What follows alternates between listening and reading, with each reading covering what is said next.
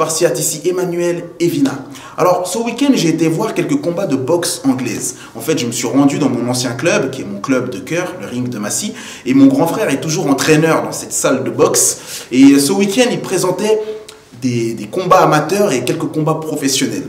Et parmi les combats professionnels, il y avait une rencontre qui opposait Anderson Presto et Franck Haroche Horta, le champion de France en titre. Et Franck Haroche Horta, c'est une machine de guerre. En fait, c'est le genre de boxeur qui monte sur le ring et qui fonce comme un bulldozer sur son adversaire. Il a beau prendre des coups, il continue d'avancer comme si de rien n'était.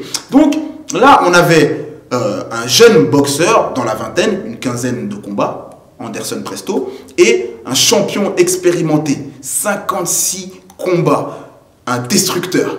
Et là, c'était finalement David contre Goliath. Et Anderson Presto a fait un combat extraordinaire. En fait, c'est l'un des meilleurs combats que j'ai vu dans cette salle de Massy. C'est pour ça que je vous en parle.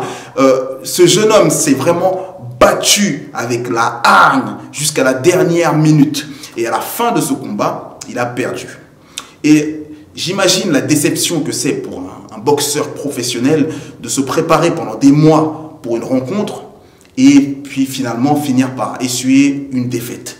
Et mon grand frère disait à Anderson dans les vestiaires, tu sais, le fait d'avoir perdu ce soir ne doit vraiment pas t'inquiéter parce que demain ou après-demain, tu finiras par le gagner, ce titre de champion de France. Et vous savez ce que Anderson fera demain? Il va se lever et il va retourner à l'entraînement, comme si de rien n'était.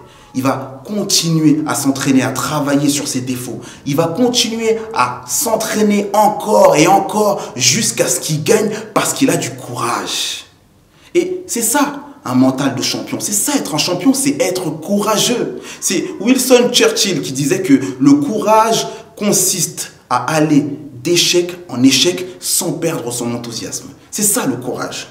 Aller d'échec en échec sans perdre son enthousiasme. Et je voulais attirer votre attention sur ce point précis parce que vous allez échouer. C'est un fait, que ce soit dans le sport, que ce soit dans le travail, que ce soit dans vos relations avec vos proches, vous allez tomber, vous allez vous faire mal, vous allez vous tromper, vous allez dire ou faire ce qu'il ne fallait pas faire. Et c'est normal d'échouer, c'est normal de ne pas y arriver. L'échec fait partie du voyage. Et tous les grands champions de l'histoire ont d'abord connu l'échec avant de connaître le succès. Si vous pensez à toutes les personnes qui réussissent, toutes les personnes qui ont du succès autour de vous, il faut savoir qu'elles ont toutes ces personnes les mêmes mauvais moments que vous. Les mêmes mauvais moments que vous. Tout le monde a des mauvais moments. Et le plus important, c'est que eux, ils ont compris qu'il fallait rester positif et continuer d'avancer. Parce qu'ils ont une vision sur ce qu'ils sont vraiment. En fait, tous les champions ont une vision.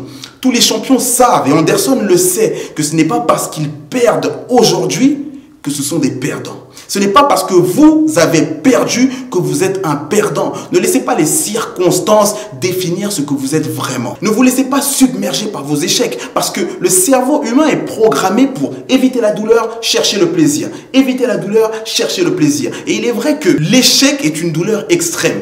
C'est une grande douleur d'échouer. Mais vous devez apprendre à embrasser l'échec.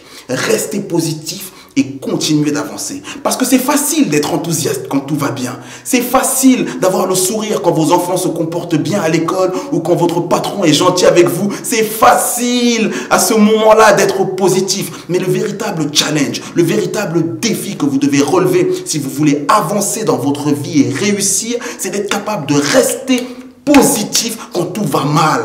Quand vous avez tout perdu, quand vous avez travaillé dur et que les résultats ne sont pas au rendez-vous. C'est là que ça compte. C'est là que c'est important de continuer à croire en votre vision. Et pour ça, vous devez graver dans votre esprit que votre situation actuelle ne définit pas qui vous êtes vraiment.